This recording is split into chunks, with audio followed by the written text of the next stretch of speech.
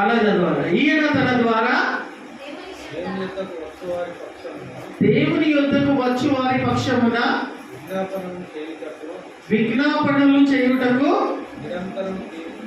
హల్లెలూయా హల్లెలూయా నిరంతరము జీవించుచున్నాడు. మరియు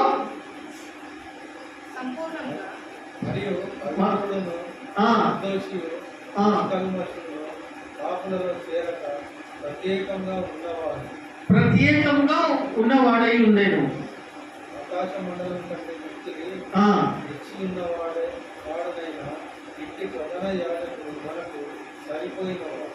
ఇట్టి ప్రధాన యాజకుడు మనకు సరిపోయిన వాడు. హల్లెలూయా అర్థమవుతుందా? ఇట్టి ప్రధాన యాజకుడు మనకు సరిపోయినటువంటి వాడే అంటూ ఉన్నాడు. ఆయన ఎవరు? యేసు ప్రభుల వారు. హల్లెలూయా మన ప్రధాన యాజకుడు ఎవరు?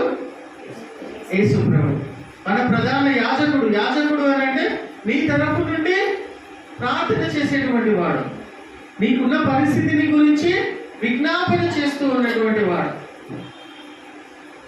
నీకున్న పరిస్థితిని బాగు చేసేటువంటి దేవుడు. హల్లెలూయా ప్రియమైన వారులారా, ఎవరికి ఆయన మన కోసం విజ్ఞాపన చేస్తూ ఉన్నాడంటే మనం ఇక్కడ కన్ఫ్యూజ్ కావద్దు. యేసు ప్రభుల వారు దేవుడై ఉంటూ ఉండగా మళ్ళీ ఎవరికి ఆయన విజ్ఞాపన చేస్తూ ఉన్నాడు? అర్థమవుతుందా? ఇక్కడ ఏం చూపిస్తున్నాడు? దీన్ని బట్టి మనకి ఏం అర్థమవుతుందంటే యేసు ప్రభుల వారు శరీరధారి అయి మనుష్య కుమారుడు అని చెప్పుకుంటూ తను ఏ విధంగా బయలుపరుచుకున్నాడు? మనుష్య కుమారుడు. మనుష్య కుమారుడు అంటే is the perfect man in the world.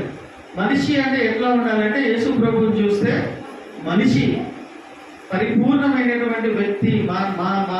మనిషి ఎవరు అంటే యేసు ప్రభువుని చూస్తే పర్ఫెక్ట్ మ్యాన్ లాగా కనిపిస్తాడు. అట్లనే సన్ ఆఫ్ గాడ్ అని కూడా ఆయన తాను బయలుపరుచుకున్నాడు, చెప్పుకుంటూ వచ్చినాడు. I'm the son of God అని చెప్పినాడు. అవునా? Is the son of man and son of God. Son of God అంటే మనుష్య కుమారుడు అంటే మనిషి అంటే పరిపూర్ణమైన మనిషి ఎట్లా ఉంటాడు అని ఎవరైనా చెప్పగలగాలి అని అంటే నాలాగా ఉంటాడు మనిషి అంటే నేనే అని చెప్పుకుంటావా? మనిషి అంటే నేనే నాలాగా ఉండాలని చెప్పుకుంటావా? ఎన్నో లోటుపాట్లు ఉంటాయి, ఎన్నో మిస్టేక్స్ ఉంటాయి, ఎన్నో వీక్నెసెస్ ఉంటాయి.